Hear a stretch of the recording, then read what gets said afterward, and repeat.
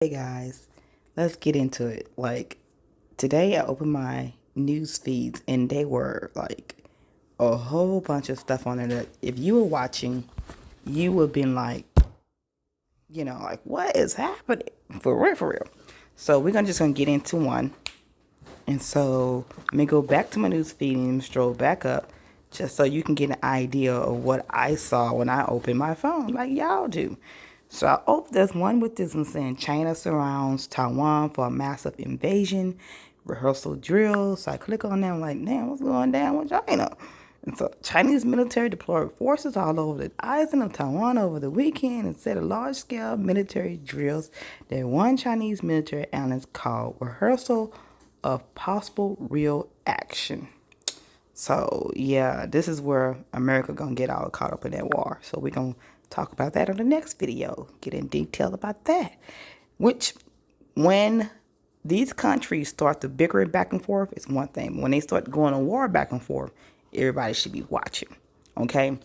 So now you got this one with Mexico threatens to boycott America's, I don't know why they call it America's. It's America, motherfucker, summit unless Biden allows Cuba, Venezuela, Nicaragua to attend. So that's a whole nother issue. So it's like, looking at it from an American standpoint, I'm like, damn, everybody trying to go to war with us. It's like once one person tries to go to war with you, all your haters and your snakes, they all come out the grass. You know what I'm saying? So we in this thing. They supporting Ukraine with everything that we got and all our money, just about. And with Russia is trying to low-key hit back at America and then NATO, yada, yada, yada. Then follow up China, who's been bluntly threatening America for like last, 10 years? Talking about they gonna nuke us, they gonna own us, I'll show you the fees one day, yada, yada, yada. And who's, even up to this day, still have threatened us boldly, okay? And so you got that going on. Then you got, boom, North Korea, who's from the jump of all ages been trying to come for us, with Kim Jong-un trying to, come for us with his missiles. And they finally supposedly got a missile that can now reach America. So you got that going on. And then you got Mexico trying to throw a little bunch of little jabs in there. And the problem I got with that is Mexico is like right at our border. And I know Venezuela don't like America, so let's just go ahead and keep that real. They got beef with America. And you know how Cuba been with America, they've been like that. So it's like all of American enemies seems to be kind of brewing this war all at the same time, all on the same accord. I saw this come from a long time ago. Because when Russia and China made their alliance, and then they came and bought Venezuela in, and it just about, 2.5 years ago? Something like that, about 3 years ago, they had warships at the coast. They had sent warships, Russia sent warships at the coast of Venezuela. And they sitting there just docked, just chilling. I was like, yo, ain't no way you got all those ships out there. I don't know if it was like 20 or something like that. It was a whole bunch of them out there. And they was just sitting out there, just sitting, chilling. And so America kind of, got kind of scared like at that time. Like, what's going on? Why these warships just sitting down here from Russia and Venezuela? I knew something was going on. I knew something was going on. It was already brewing. But America has a way to cut its citizens off from the rest of the world in reality. Like, they can filter what we see. They can filter what we watch. They can filter what we Google. That's why I don't like when other folks outside of the country say, oh, you guys just did it now, player. They choose what we see and watch. So they kind of close everything off. So that's why Americans seem to live in this bubble in which we do, because of what we can see. Our government dictates that so that they can stay in the position that they are. But so you got this going on. I thought that was interesting. Then it rolled down like, okay, a company hit problems with COVID vaccines from the FDA. I'm like, what's going down with that? God damn. And so, I'm looking like evidence of quality control problems was hidden by a company contracted by the United States government, which is the U.S. government, to produce hundreds of millions of COVID vaccine doses.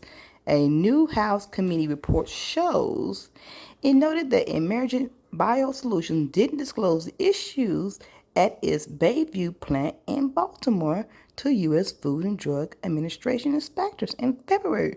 of 2021, 6 weeks before the company told federal officials that 15 million doses had been contaminated. What? Contaminated? The New York Times reported. What?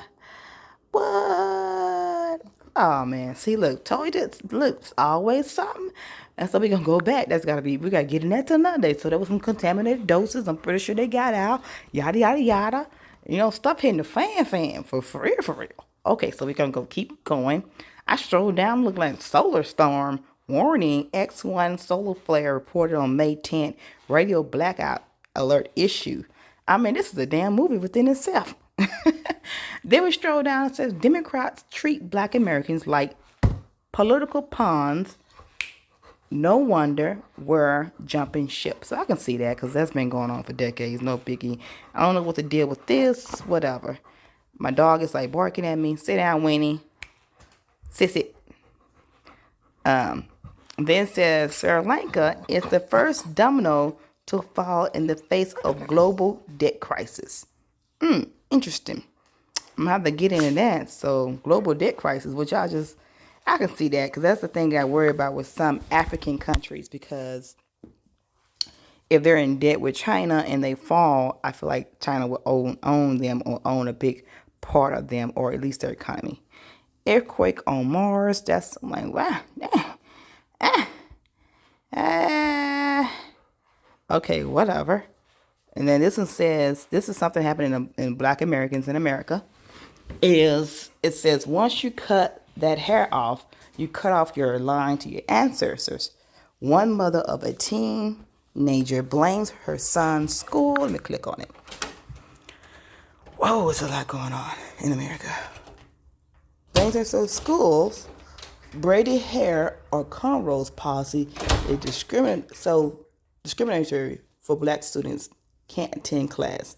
So here they're saying, I guess, which has been going on, that having braided hair or cornrows is against, in some schools, they don't allow you to have your hair braided. And we've been fighting these laws for a long time. Like, they've been getting on us, you can't wear braids, this and that. Now it's got to the point where they're saying that you can't go to school.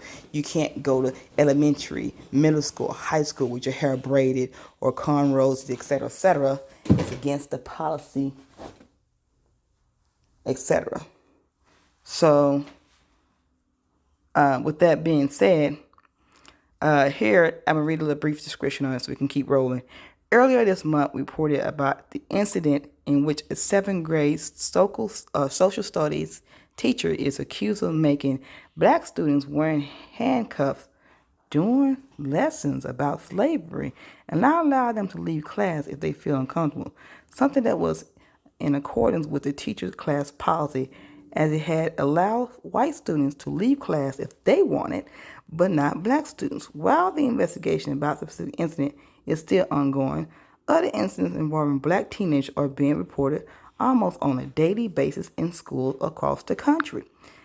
Now, another school is under fire, not because a teacher has been involved in a racial incident, but because the school's hair policy, which appears to be an issue for some Black students to attend classes.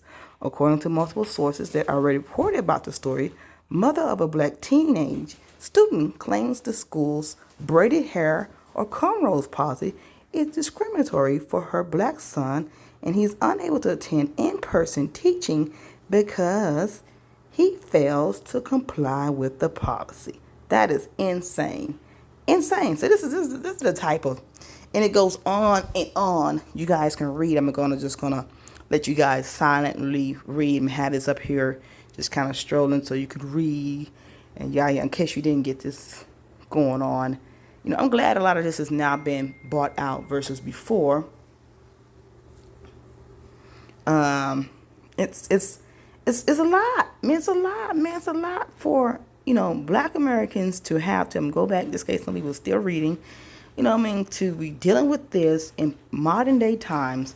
It's like a war that never ends, right? So, go back. So we have that mess going on. And then, got the Elon Musk, everybody heard about that. And so this is what I really want to dig into. So this one here says the Second American Civil War is already happening. Indeed it is. And indeed it has always happened. But I want to get into this, and I'm in a bad connection area because I've been moving around. So, like, come on. Come on. We've been showing everything fine. There we go. So, it says that. And as we get into a lot of this going on, it says the U.S. Supreme Court's upcoming decision to reverse Roe versus Wade, which I told people, history repeats itself. I can see them trying to reverse a lot of the rights, civil rights that we have, like, basically fought for, to try to go back in time. And so what they're doing is trying to reverse Roe versus Wade, an early draft of which was leaked last week, doesn't ban abortions. It leaves the issue for the states. As a result, it will put another large brick in the growing wall separating blue and red America.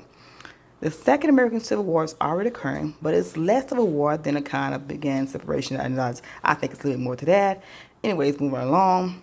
One, America is largely urban, racially and ethnically diverse and young. The other is largely rural, unurban, white, and older. True. The split is accelerating. The red zip codes, blue zip codes, that's true. What I want to get into this is that the ban on abortions that was left to the states was something that was done by the white people or the white parties and all these different racial backgrounds, because the thing is, the myth was, they try to say, oh, black women are the ones doing the most abortions. That is not true. That is absolutely not true. The actual fact is, white women are the highest percentage of abortions, going at, I think, about 65 to 70% of abortions in America are been done by white women. So why do you think people are wanting to reverse the Roe versus Wade decision, which allowed women to right to have abortions, to allow the states to be the one to be in control, whether they have to, whether they want to agree to allow them to do it in their state or not, which a lot of red states are going to ban it. And that's what they're doing. They're giving the states, and the states who are red, and the states who are blue, which is Democratic, and the red states are going to ban it. And why is that a factor? And some blue states say they'll ban it too. So why is that a factor? Because, as we know, through the American Population Census Bureau, the white population is descending or decreasing. And the mixed population is growing. The black population is growing. The minority population is growing, which one day in America, it may not be in the next 2-3 years, maybe in 10, 20 years and so on and so on, if the trend continues, the white people in America will one day be the minority. So, and when they look at what's causing this trend to grow, they say, okay, white women are not producing enough babies. What is causing the thing with white women? They go along and say, okay, we have abortions at 65%. What can we do? Reverse that, give it to the states. And that's what they're doing. This was not really a racial thing. It was about them stopping the abortions on the white women account because it's affecting the populations within the white community, and they're trying to stop a trend before the trend happens even more. And that's what they're doing. That's the whole point. In which I had already said this on my podcast, and I said that, and I was warning black people, whether you're a black immigrant or you're African American, whatever the hell you want to call yourself, I don't give a damn. The problem is, while we are bickering upon this amongst each other, and people are saying, oh, we're going to never go through what black Americans go through. Yes, you can. Yes, you will. Because this is a white country, and yes, you will. And the people who've committed these atrocities to the black American parents and so on are still alive. They are still alive, and they're still in power. So yes, you will, and yes, you can. And history repeats itself if you don't learn it. So what they're doing is, what I said was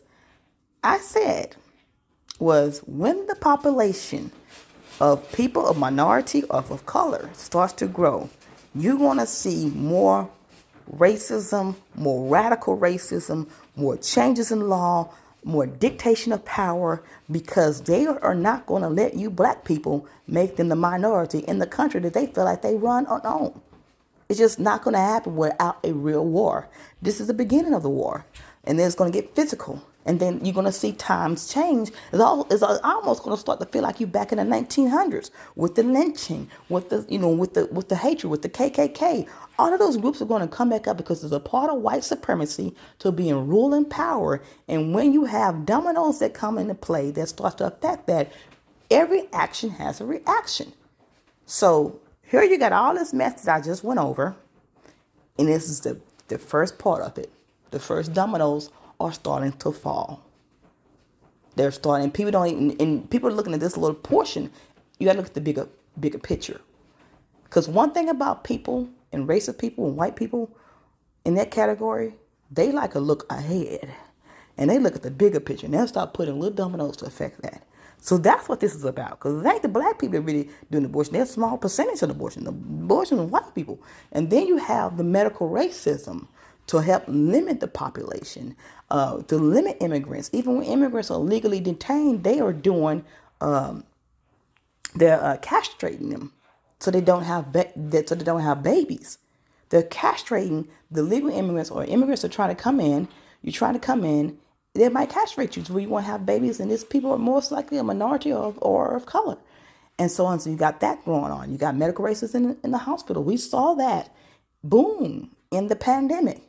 And this is not really an American thing, because you look around the world, when the pandemic happened, when the countries get ugly and they get down and out, if that ain't a black country and it's a white country, you're going to see where you really land. Ain't all that kumbaya. Because we saw in China where they started putting black immigrants or Africans out on the street during the COVID pandemic, trying to put the pandemic on them. And then in Ukraine, when Ukraine went to war, all that kumbaya, let me tell you something, a snake is always a snake. You understand me? So when you have the war going on in Ukraine, what happened? They didn't want to let the black people out. They want to use you or use black people, as they always have done, to fight wars and be on the front line and die. That's what they've done in America. One thing I said about Black American history, it covers a lot of things that you're seeing today. If you study your history and study the history in America, really, you can really kind of aim your game up for the next coming tool, because it's all there. All the stuff that we see in the world, like I see it in our history. It's been there. They've used us to fight wars. That's how they walked. All these wars, they put us on the front line. They've been doing this. You know what I mean? So while people are fleeing to other countries, you need to be careful. You need to flee to a country where you got some black people, that's the majority, and so on. Because you never know when something breaks out, war breaks out there. We're heading to World War III. I don't care if you acknowledge it or don't acknowledge it. You need to understand where your role is going to be and need to be up on game, because this is something that's going to trigger a domino effect across the globe. That's all I'm saying. And as far as everybody else, spread this video, because there are people who are still in America, people who are still fleeing to these white countries. Spread this video so they can be on game on what's happening.